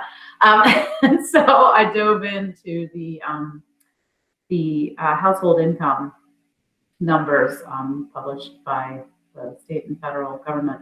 It was really interesting. Heartland is above average for income in the state and above average for income in Windsor County, but also well above average in childhood poverty. So it's hidden. Like, I mean, those numbers right there tell me that it is hidden. We don't see it when we're driving around. And it's something I think we need to continue to address, and we need to continue to keep those kids and those families in the front of our minds. Christine, your hand is still raised. I don't know if it means to Brian wanted me to remind anybody that hasn't done their oath yet to get to the office. do your oath of office. Right. I need to do mine.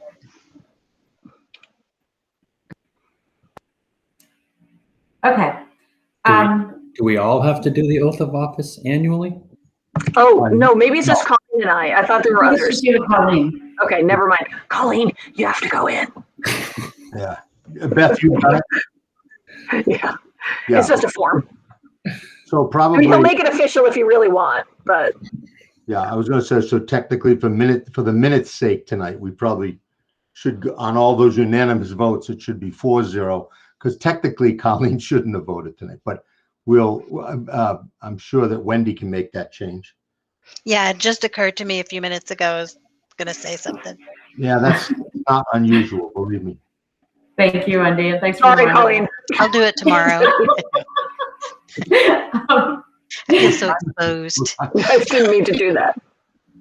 So does anybody else have anything they want to talk about with town meeting? Did you give the final vote a total? I'm sorry, I didn't. So the final vote total was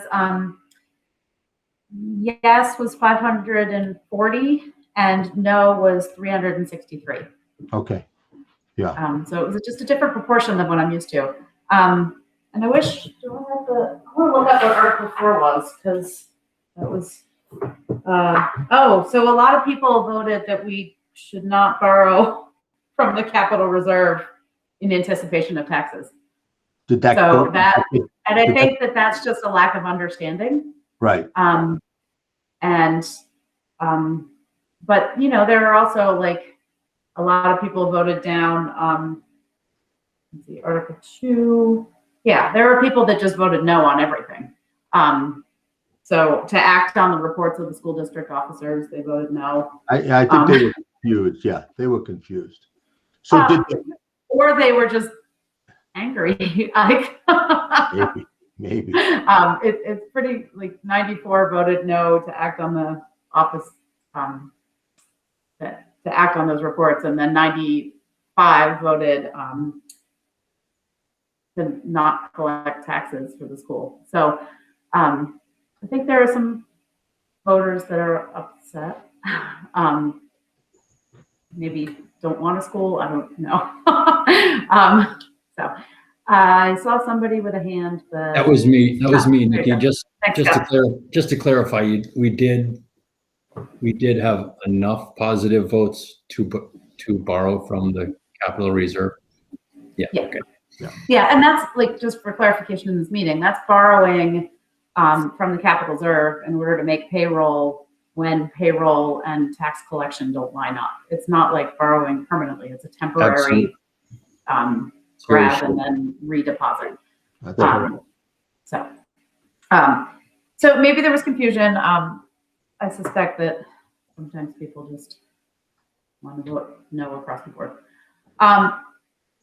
Okay, so moving on from town meeting, I appreciate everybody attending, especially all of our staff that worked on the weekend to hang out in that meeting. I really appreciate it. On a gorgeous meeting day. That was kind of painful, actually. Hey, Yes, Scott. on that confusion thing, I guess, I didn't have a lot to do with it, so that should be noted publicly. But did we employ like a professional consultant to word those kind of things? Because that's a really good question, and one that I meant to throw back at David. Were these vetted by a lawyer, like at the dawn of time? We have never revisited the wording since I've been on the board. And I actually got questions about the wording, and I was like, oh, I have no idea what that means, and had to have it explained to me. Yeah, I mean, they're basically carried year to year. I'm sure at one point they were vetted by an attorney. I mean, it's pretty much standard language. The budget language comes right out of state law, the way we word that. But I mean, we could have an attorney take a look next time if we wanted to. I mean, it's just been an eternity since those. Yeah. I inherited most of those warnings, so that was 9 or 10 years ago. I do think, I forget if it was Article 3 or Article 4, it made it look like we were paying taxes to the town, the way that it was phrased. And I think that we should, if everyone here can help remember when we're looking at this in January of next year, please, that we need to look at that. I'd really like to add, maybe like, I think it said that the school district will pay taxes to the town. And I think it should probably say the school district residences or something instead of the school district, because people understood it as the school was paying, and it's the people that live in the district that we're paying. So we should revisit that. That caused some confusion. Okay, moving on. So the anti-racism task force update. Yeah, Nikki, you were there. I mean, you and Christine. I have something open somewhere that I wanted to talk about, but I can't find it right now. Well, while you look for that, Nikki, let me just say that we have met. We've got the task force. It's met twice now with our consultant, Dr. Melissa Crum, and I think she really is for us exactly what the doctor has ordered. I mean, she's so good at what she does. Colleen's been coming regularly. Nicole, Christine, I'm just looking around the room here, trying to get a sense of it. But what she really believes is that you can't be anti-racism until you understand. You can't be anti something you don't understand. So you have to really have a thorough understanding of racism and equity in general. before you start bringing a policy around anti-racism to your community, especially to a relatively white community. So she's got some great stories, anecdotes, research, history, podcast. She gives us quite a bit of homework between sessions that we do. But Nikki, good. Did you find what you were looking for? I did. I found what I was looking for, and I do want to share, and because of my lack of sleep and driving all day, if you guys could help me remember to share our homework with you, I think it would be valuable for you guys to have it. I was absolutely fascinated. I was like, okay, I got to focus. I got to do my homework, and like I went at it as the child that hated doing homework, and I was like, okay, here I go, and like got totally absorbed. And so the homework is really valuable. It's great for car rides or just putting in earphones while you're working around the house or whatever. I was just absolutely fascinated and was really frustrated when people interrupted me while I was doing my homework. So we'll have to share that. And I just like, I didn't really plan this ahead, but I had at the very end of the meeting that we had on Friday, just wrote down a bulleted list of things that were important, and they're one-word things. And I just wanted to read that to you guys so you can see the breadth of conversation that happened. It's just the topics that we're covering are about anti-racism, but if you approach anti-racism holistically, it hits every aspect of our challenges, because if you're open to conversations, you're open to all of these different conversations. So let me just read my list. And the first thing, the thing that made me start taking notes was somebody saying being vulnerable is critical to being in a community. And I just think that being open to other people's discussions is so critical to being part of those discussions. And then we talked about equity, and the privileged people don't need something because the space was built with them in mind. And that was something that I really couldn't articulate before. So I put down equity again, so that must have been very important. We talked about transportation and equitable transportation.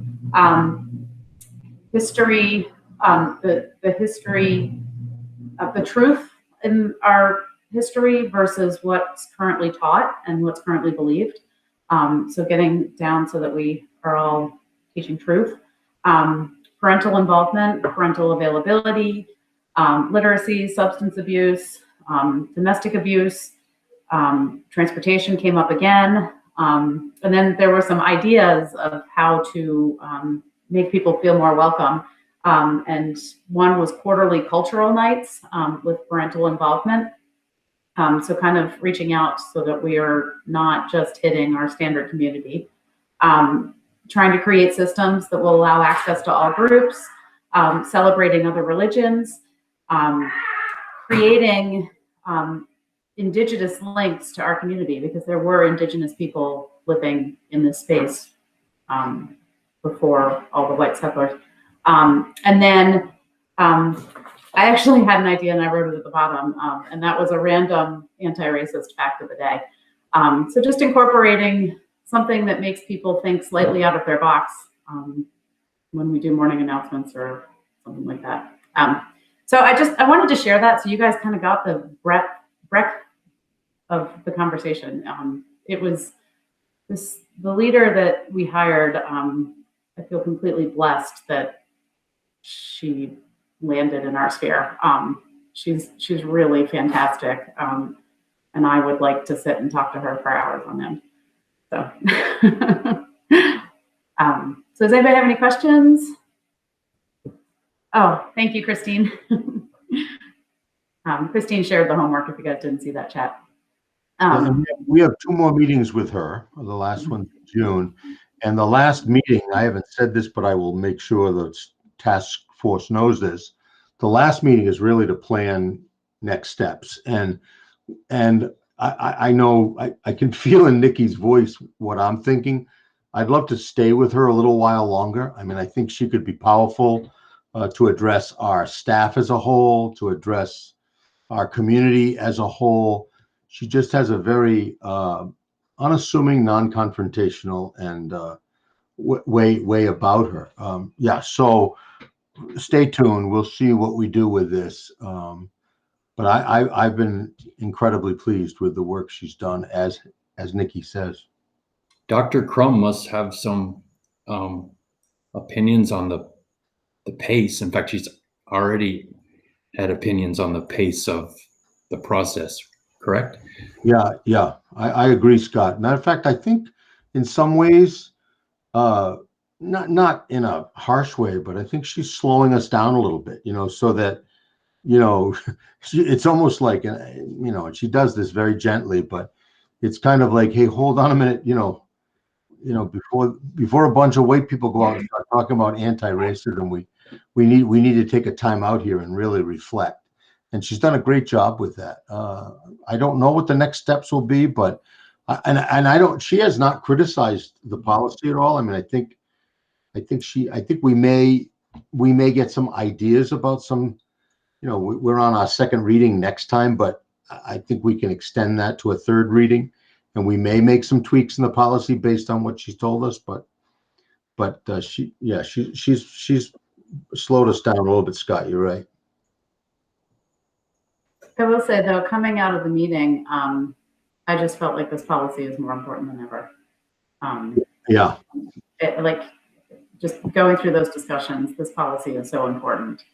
And it's so, it represents to me the way that I would like to lead an organization and for an organization to lead. So, sorry, that's the garage door going up and down, if you can hear it. I had the same reaction, just going to throw in, not really to add too much length to it, except that I felt really motivated after doing these couple of sessions and listening to some of the stuff that, we as a country, we need to, this is what we need.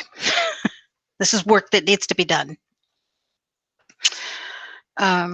Great. What day is the next one? Is it a Friday afternoon again? Another Friday, 2 to 4, and it is on May 28th. Thank you. May 28th. And then our last one is June 17th. But I think that, like I said, the next step will be to open up to a wider community, and but how we do that, like Scott said, how delicately we do that and how carefully we do that is important. I'll send out an email to everybody. I'm not an expert on the pace or how delicate we're doing, and I'm not on the committee. I mean, and to be completely candid, I mean, I appreciate hearing you guys recall working with Dr. Crum. I've just looked over her website some, and I guess what comes to mind is that it's all too easy for a bunch of comfortable white people to say, let's slow this down. Let's slow down the change. But in fact,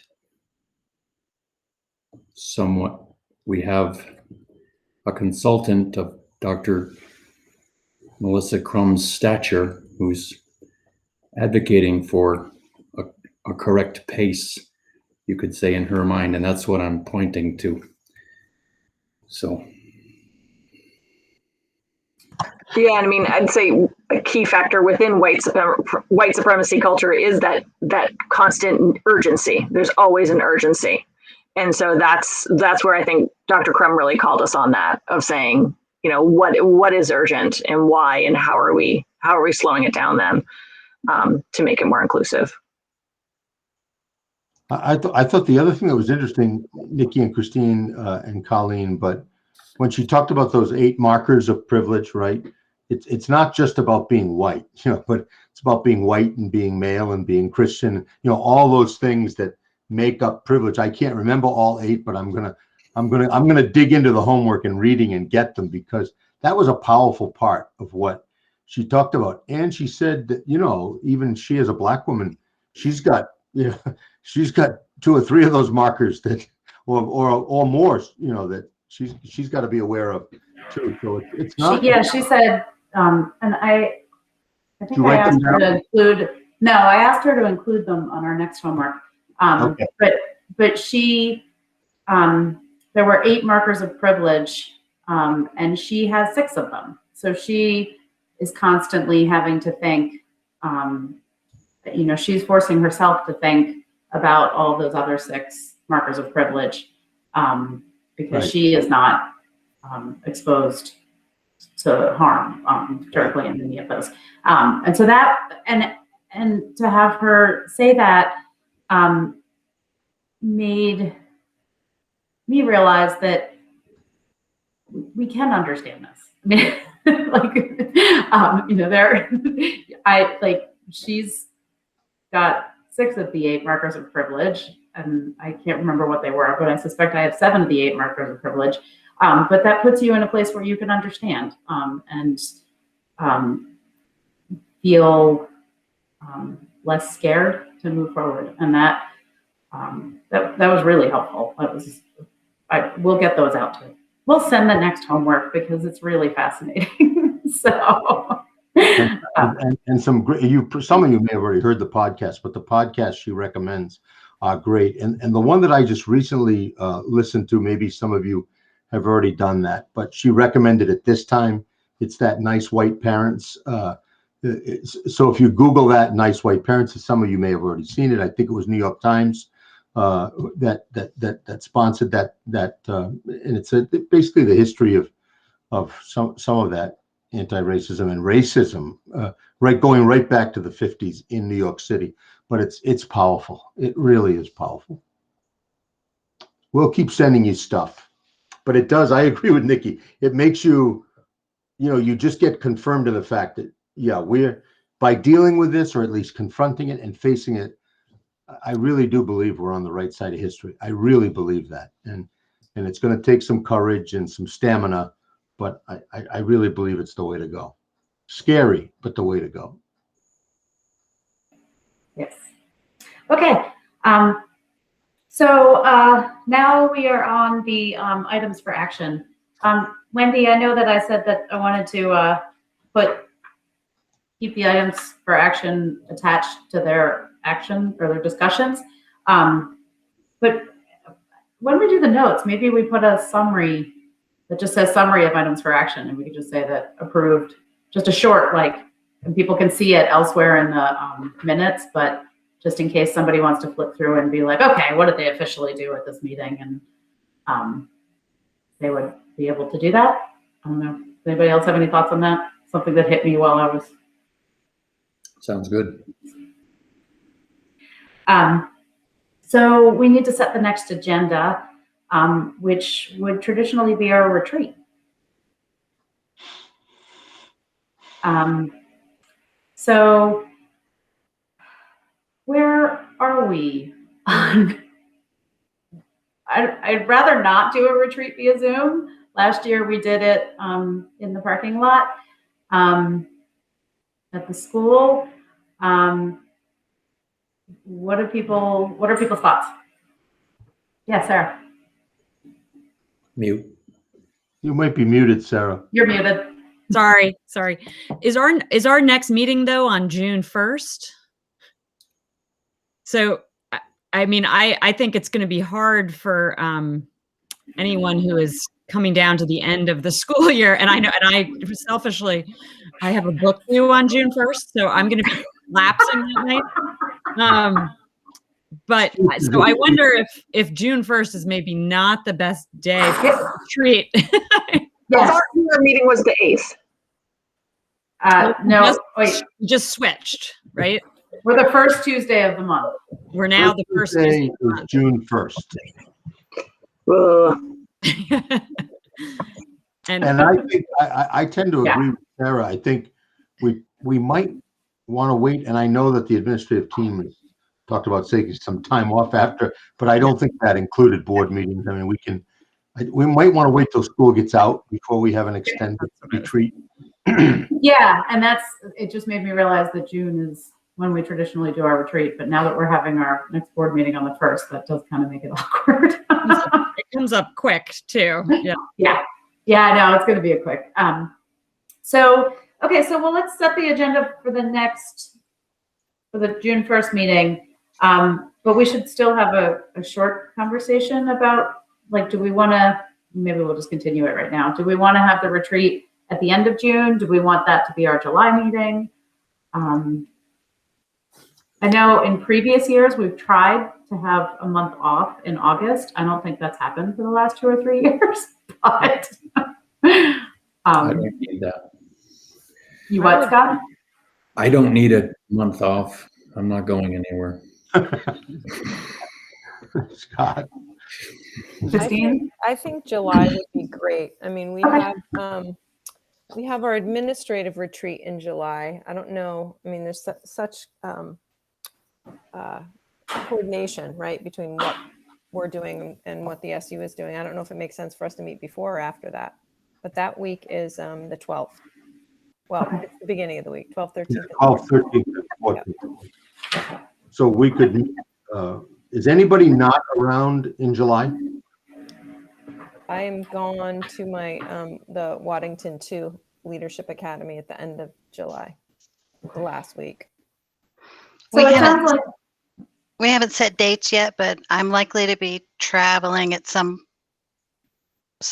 large portion of July. But I'll be visiting family. I can probably jump in on a Zoom web. call. Yeah. I would really love to be together. Yeah, I just feel like it's important. Well, let me see if I can see the So we'll dates. figure out what dates you're gone, and we'll see if we can work around it. Traditionally, it's the 3rd and 4th week. Okay, that sounds. We'll work it, and we can figure it out at the next meeting. Now that we're talking about June, July, so I just wanted to kind of like have an expectation of where we were going. It looks like that week of the 17th, just to kind of get that, just if you have something to play with that week, because that would avoid the 3rd and 4th week for Colleen. It would be after our administrative retreat. Just saying. Yeah. Okay. We'll touch on that. On the 1st. Yeah. Okay, so let's set the agenda for our June 1st meeting, our first Tuesday meeting. Okay. We're going to do principals report, which will include the recovery plan. Not so much on the hiring front. Schedule probably should be on there. Yeah. And year-end activities will be imminent. And then, do you want a legislative update from Elizabeth and John or no? yes, that would be wonderful. That would be helpful. But we'll put that under the items for discussion, not under the principal's report. So we'll do negotiations under the superintendent's report, and we'll leave COVID updates there, although maybe we should put them under Christine, because Christine, we're going to give you ownership of that because you always do it anyway. Okay, so then our items of discussion will be legislative update, if Elizabeth and John can come. I'll reach out to them. Okay, that'd be great, David. And then anti-racism again. Yeah.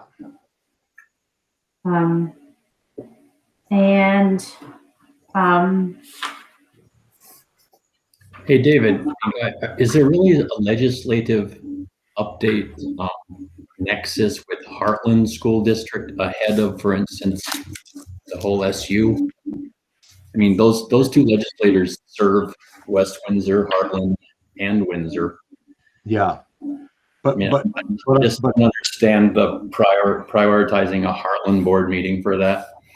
Well, I know that Weathersfield is going to have John Arison and Elizabeth come at their next board meeting to do an update. I just think, I mean, we could do it all at once at an SU meeting, but then not all the board members are there, right? So Yeah. So yeah, I hear what you're saying, Scott. But Okay. but from a house standpoint, Weathersfield does not have John and Elizabeth. But yeah, I think we'll be all right. Yeah, I'd like to have them come to Heartland. Okay, and I think we can leave that meeting kind of light, because it's only like 2.5 weeks away. And so I don't know that we're going to make a lot of progress on things. I was about to put the building committee meeting in there, but Maybe not. I think that's too soon. Christine may have some more information about some of the guidelines for next year, right? I mean, so yeah, I feel like with the principal's update, we can discuss that further.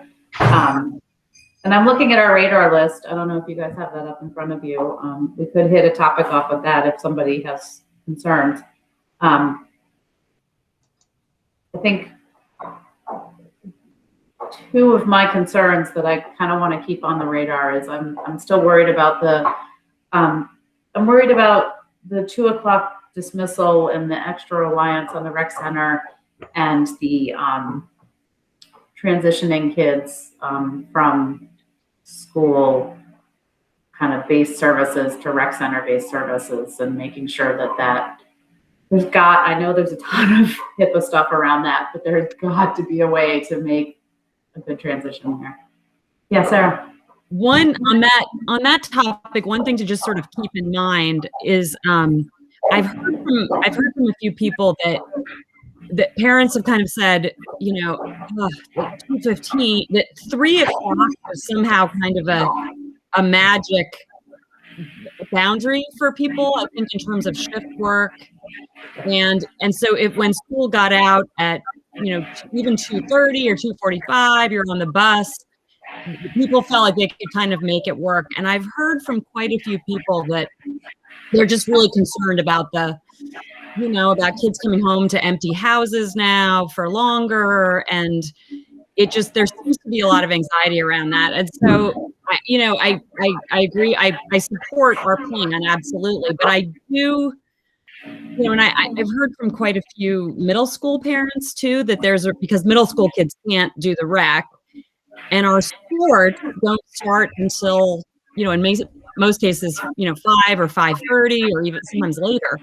And so that's a really tough set of circumstances for working parents. And I'm with you, Nikki, that I just want to keep that. So let's add after school okay. to the agenda, just to keep it up there.